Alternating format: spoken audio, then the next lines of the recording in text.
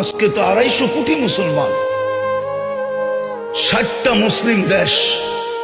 যে সময় 313 জন ছিল ওই সময় তো এই দুরবস্থা ছিল না। আজকে 250 কোটির যে দুরবস্থা, মুসলমানের কোন দেশ ছিল না তখনও তো এই দুরবস্থা ছিল না। আজকে তো 60টা মুসলিম দেশ।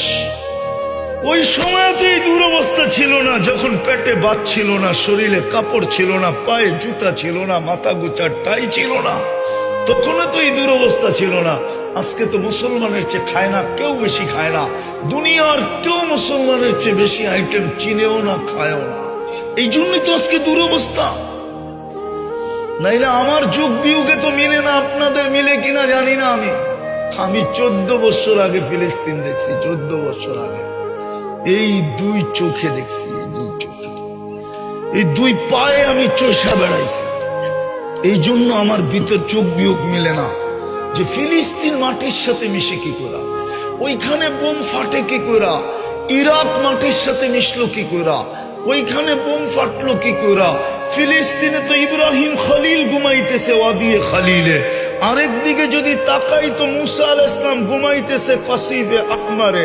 মধ্যখানে তো দেখি 70 জন নবীর কবর চিহ্নিত, যেখানে মুসলমানের কিবলা, প্রথম কিবলা, যেখানে সম্মিলন হয় মেরাজের রাত্রে 1.25 লক্ষ নবীদের, সশরীরে ইমামতি করেন দোজাহানের বাদশাহ মুহাম্মদুর রাসূলুল্লাহ।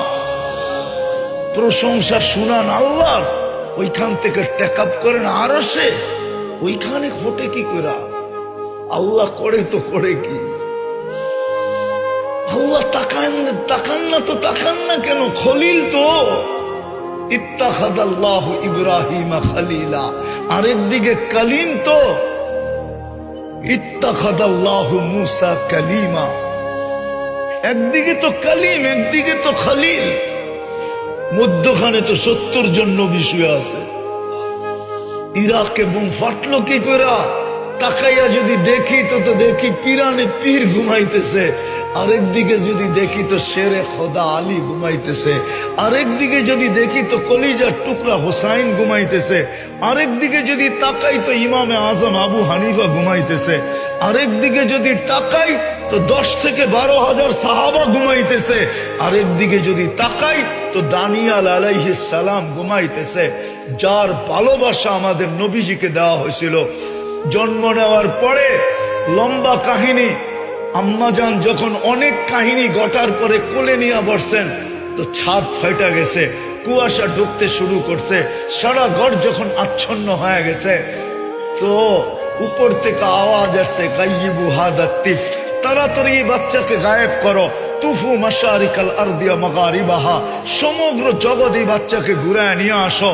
হাত্তা ইয়ালামাল খালকা বিইসমিহি ওয়া নাতিহি ওয়া সূরাতিহি, সমগ্র সৃষ্টি যেন আমার বন্ধুকে চেহারায়, নামে এবং গুণে চিনে। পর মুহূর্তে যেন কোনো সৃষ্টি না বলতে পারে আমি চিনি না, তাইলে কিন্তু খবর আছে।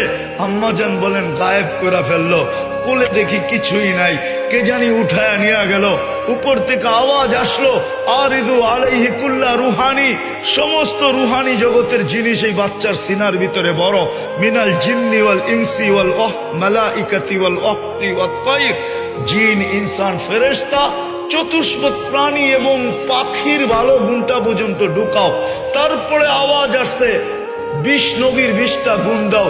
আতুহু খুলুকা আদম, মারিফাতা শীশ, সুজাআতা নূহ, খুল্লাতা ইব্রাহিম, লিসানা ইসমাইল, রিদা ইসহাক, ফাসাহাতা সালেহ, হিকমাতা লূত, বুশরা ইয়াকুব, জামালা ইউসুফ, সবরা আইয়ুব, তাআতা ইউনুস, জিহাদা ইউসা, সৌতা দাউদ, হুব্বা দানিয়াল, ওয়াকারা ইলিয়াস, জুহদা ঈসা, কুওয়াতা মুসা, হাইবাতা সুলাইমান ওয়া ইলমাল খিজির।